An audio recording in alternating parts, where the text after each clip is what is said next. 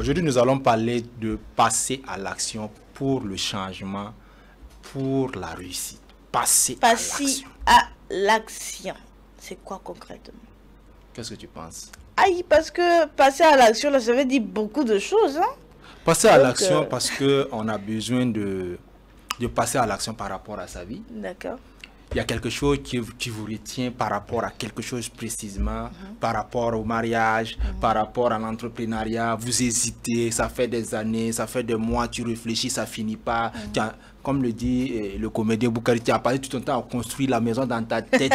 Tu as construit. Jusqu'à l'heure, là même, c'est des immeubles, tu es en train de monter dans ta tête. Jusqu'à l'heure, là, tu n'as rien fait. Il faut passer à l'action. D'accord. Passer à l'action, coach.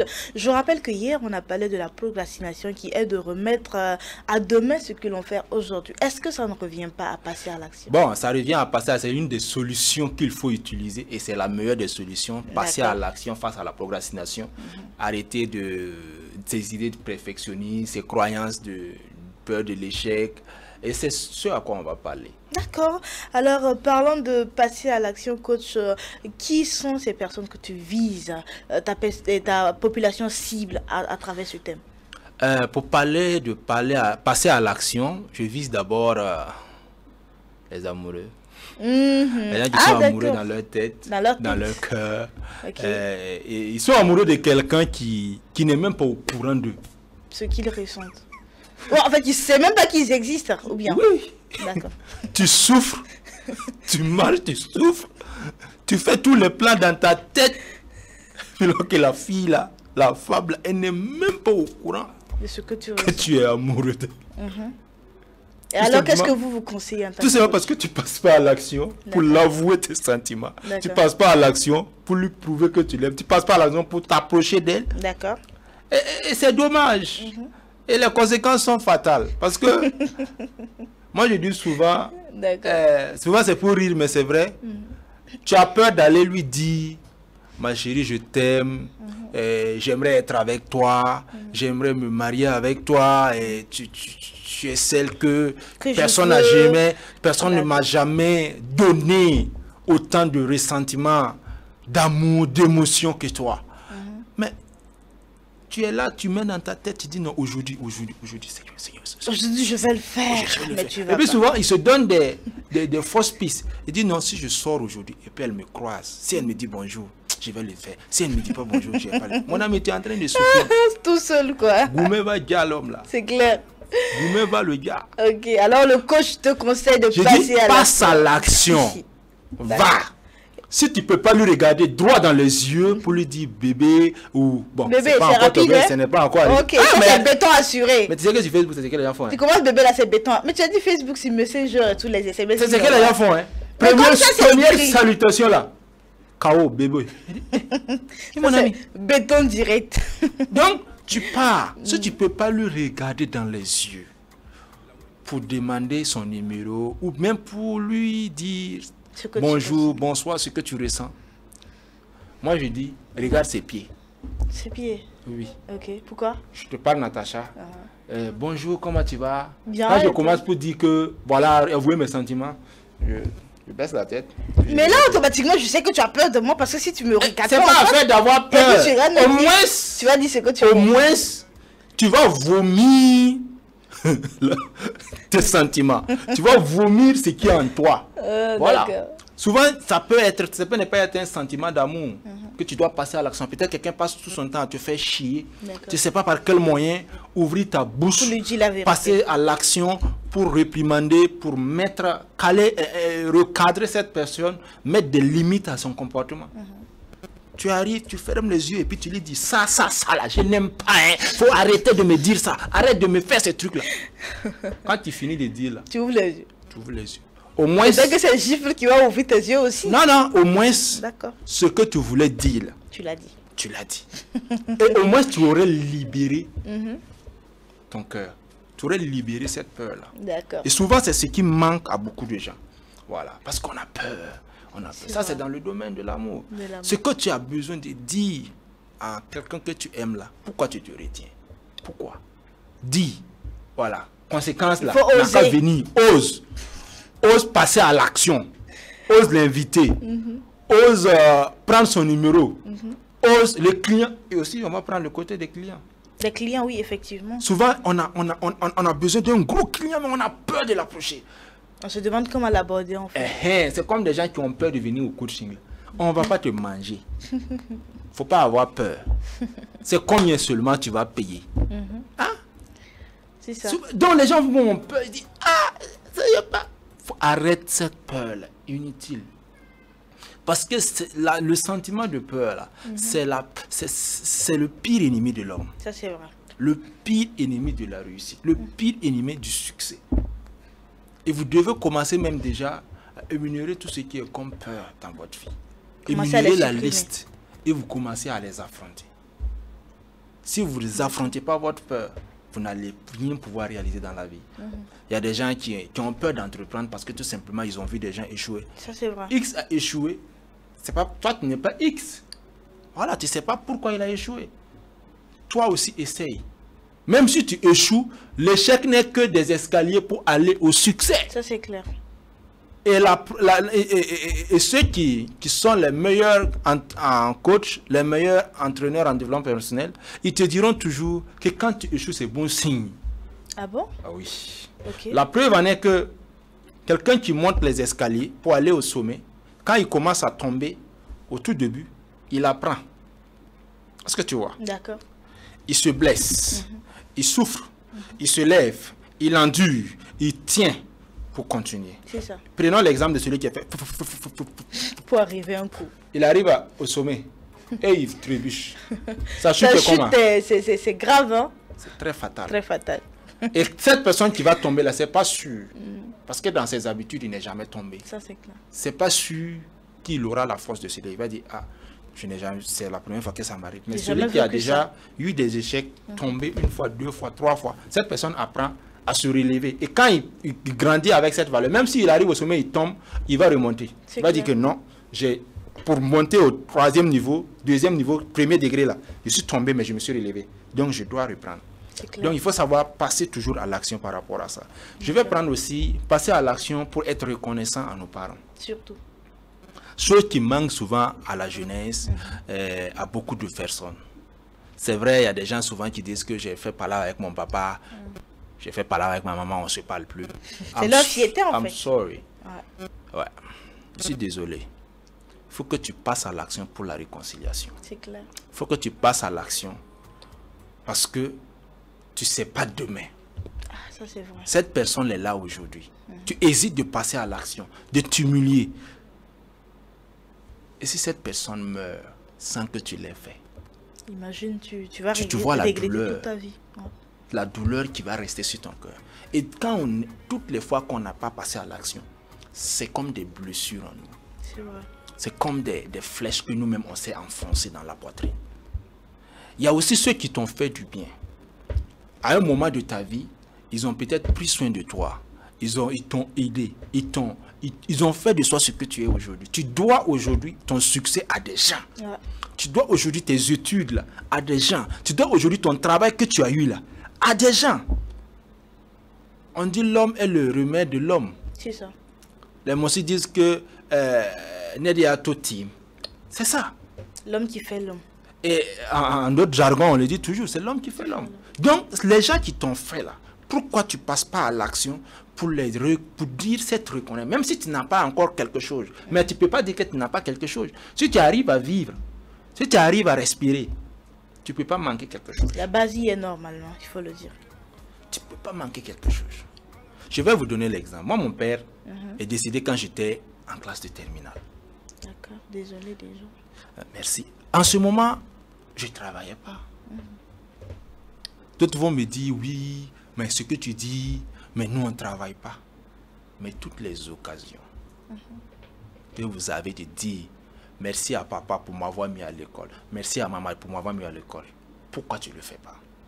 Il y a eu un moment, en son temps, vous savez, souvent, les enfants, on se promène, on ramasse les petits fers là, on vend, parce qu'en ce moment, on pesait. Surtout les vacances. Pendant les vacances. Pendant une des vacances, là, je sais ce que j'ai fait. Et j'ai eu 2000 francs. Je suis allé payer la boisson. savait qu'il aimait la bière. Maman prenait la sucrerie. Je suis allé, j'ai payé la bière. J'ai payé la sucrerie. Et je suis arrivé. J'ai dit, papa, je t'offre ça. Je suis content de toi, de m'avoir mis à l'école. Voici maman, voici pour toi. Mais je ne savais pas que je n'allais pas voir mon père me voir prendre mon salaire, payer ma voiture, payer ma moto, être chez moi, être marié. Je ne savais pas ça. Mais je l'ai fait. Donc souvent quand je m'assois, ce regret-là ne peut pas m'emporter. Parce que tu as pu le faire. J'ai fait avec le moyen de bord, avec ce que j'avais. Mais toi qui as encore la chance que tes parents sont là, que fais-tu pour eux pour ne pas regretter d'avoir passé à l'action?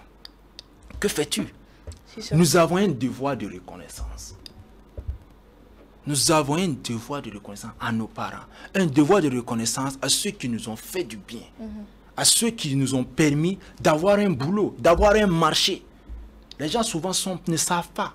C'est des lois de la nature. Ouais, ça rattrape toujours. Voilà, c'est des lois de la nature. C'est pas Guinamouri, c'est pas question de religion. C'est des lois de la nature. Qu'il faut suivre. Et ceux même qui sont athées vont t'enseigner ça. Ce qui va te tourner. C'est des lois de la nature. Et il faut savoir que des gens qui t'ont permis d'avoir un boulot, tu peux, ton premier salaire, là, tu peux dire que bon, tu dois t'installer, tout ça. Mais tu peux pouvoir enlever. Si tu ne peux pas sacrifier ton salaire pour faire plaisir à cette personne, pour dire à cette personne merci, pour dire, si cette personne peut ne pas être là, mais il y a sa femme, il y a sa famille. Ouais, ses enfants. Va faire du bien. Fais du bien. Peut-être que, comme on le dit, la nature, les zones que tu aimais, ce que tu sèmes, on a parlé du karma. Ce que tu sèmes, tu récoltes. Le fait d'aller faire du bien à ces personnes-là, ce que tu avais, comme on parle les zones positives ou la métaphysique, ça va te donner, t'attirer d'autres choses. La nature te rend toujours. Ça va t'attirer d'autres zones positives pour bénir ce que tu as déjà en étant reconnaissant à la nature, en étant reconnaissant à ces personnes-là qui t'ont permis d'avoir un boulot, en étant reconnaissant à la société, ceux qui nous ont fait du bien, ceux qui nous ont enseigné, et même dans nos quartiers, des gens même qui peuvent être loin. Quand tu as l'occasion d'exprimer ta reconnaissance. Moi, je me rappelle, j'ai vécu avec un oncle. Je n'avais pas, en temps, je n'étais plus là-bas, je n'avais pas grand-chose. Un jour, j'avais ce désir-là d'aller lui faire du bien. Tu sais ce que j'ai payé? D'accord. Je suis allé payer des plaquettes d'œufs. Ils étaient deux qui ont contribué à mon éducation, à ma formation, à payer mes scolarités. Je suis allé chez chacun, j'ai remis. Wow. Parce que toi, pourquoi tu le fais? Tu ne sais pas combien de temps il reste à cette personne sur terre. Et toi non plus, tu ne sais pas combien de jours, combien d'années il te reste à vivre sur terre. Donc tu as intérêt à passer à l'action pour être reconnaissant. Tu as intérêt. Si tu ne le fais pas, tu vas regretter amèrement. Souvent, on est assis, ça nous arrive, quelqu'un te promet quelque chose, et le jour que tu devais le voir, ou la veille, on t'appelle et on te dit qu'il est décédé. Qu'il est décédé. Wow. Tu attrapes ta tête, tu as le choc, ça te fait mal. Mais combien de personnes, ça te fera plus mal que tu devais rendre, que tu n'as pas fait. Et c'est très très dommage. C'est très très dommage pour nous. Okay. Et surtout nous, avec la jeunesse, on s'en fout. On dit non, tu ne mérites rien. Tu ne mérites rien. Par exemple, quand on a pris l'exemple des parents, il y a des parents qui ont tué leurs enfants, non? Ouais, on en a vu. Il y a des parents qui ont sacrifié leurs enfants pour devenir riches. D'autres m'ont avorté même avant qu'ils ne voient le jour. Donc tu as intérêt à retourner dire merci à cette personne, à dire merci à des tuteurs par qui tu es passé, et celui qui t'a donné la connaissance, qui t'a enseigné. Tu dois pouvoir, même si tes parents avaient payé, tu vas dire que non, il a fait. Mais il y a des gens qui le font avec passion et qui te donnent des choses au-delà. La dernière fois, j'ai croisé une de mes professeurs de français devant l'hôpital. J'étais content de la voir. Et quand elle m'a vu aussi, elle était contente, elle était fière. C'est une sémence qu'elle a fait en nous. Et c'est ça la vie. Ouais. C'est ça la vie. Les gens pensent que la réussite, ça s'arrête à money. Yes. Ça va au-delà, il faut le dire. Voilà. Et les différentes étapes de la vie, c'est jusqu'à 8 domaines. D'autres l'ont élargi à 12. D'accord. Gimroad l'a ramené à 5, à 6. Gimroad, pour ceux qui ne le connaissent pas, ils peuvent aller chercher sur Internet. C'est l'occasion pour eux de le découvrir. Bah oui, c'est l'occasion. Il a amené 6. Donc, ça veut dire que l'argent n'est qu'un domaine parmi les 6 domaines. Donc, quand on dit que quelqu'un a réussi sa vie, là, il faut que vous puissiez l'évaluer sur la roue, les 6 domaines, soit les 8 domaines, soit les 12 domaines, avant de dire qu'une telle personne a réussi. Ça, c'est vrai. Mais ici, il faut reconnaître qu'on a tendance à dire qu'une personne a réussi lorsque cette personne a de l'argent. Les autres domaines de la vie, c'est pas important. Ça, c'est pas un succès. Ça, c'est vrai. Et c'est ça, un grand auteur a dit qu'ils sont tellement pauvres que ce qu'ils ont comme richesse, ce n'est que l'argent. Wow. Pour dire que si dans la vie, tout ce que tu as, ce n'est que l'argent, seulement qui est ta pure richesse, tu n'as pas de valeur, tu n'es pas reconnaissant, tu n'as pas de valeur utile à tes semblables, tu es pauvre. Quels qu'en soient les milliards que tu as emmagasinés, ça ne te sert à rien. Ok. Ça ne te sert à rien. On va terminer. Je vais vous donner 10 conseils pour passer à l'action. D'accord. Parce qu'avant ça, j'ai oublié de parler par rapport aux enfants, l'éducation des enfants. Des parents souvent refusent de passer à l'action pour corriger leurs enfants, pour les amener à être irresponsables, pour les amener à être indépendants. On les retient, on les maintient. Parce que, ils ont peur de l'incertitude, des problèmes de la vie. Ils affrontent la vie tout seuls. Vous savez, il le faut.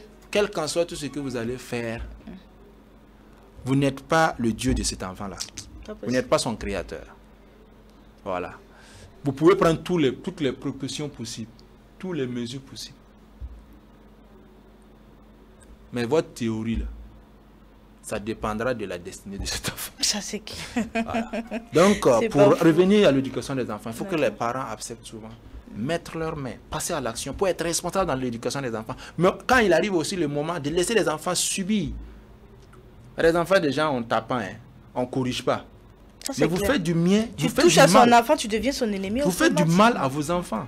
Parce que les enfants ne vont pas rester avec vous durant toute votre vie. C'est clair. Il y aura des moments où vous ne serez plus là. Qui vont devenir leur vie? C'est ça. Et des hommes aussi qui refusent que leurs femmes travaillent ou qui participent. Mais tu es malheureux. Ouais. Toi, tu ne sais pas combien de jours il te reste à vivre. Si tu meurs aujourd'hui, tu penses que les gens vont prendre soin de ta femme et de tes enfants? Nous sommes aujourd'hui dans un monde où les gens sont indépendants et individualistes. Ça, c'est clair. On va venir assister à tes obsèques. On va tout faire. Donner quelques enveloppes. D'autres même s'ils vont donner. Ce n'est pas tout le monde qui vont donner les enveloppes. Hein. Ils vont venir te dire des bonnes paroles, voilà, des consolations. Et après, quand ils disparaissent, c'est fini. Tout le reste de ta vie, de ta femme et de tes enfants là. Mais si tu la permets de travailler, au moins c'est contribuer. Elle est habituée à faire des choses. Sinon, vous faites du mal à vos enfants. Souvent, d'autres personnes, parce qu'ils ont la refus que les enfants fassent des choses, ils apprennent, ils se battent. Non, votre argent, c'est votre argent. L'enfant va hériter après vous. Mais pendant que vous êtes là, apprenez l'enfant à gérer l'argent. Sinon, après vous, il va gaspiller, il va détruire. Donc, forcez-les, même s'il vous faut souvent de les envoyer loin, il faut le faire. Donc, il faut savoir que pour passer à l'action...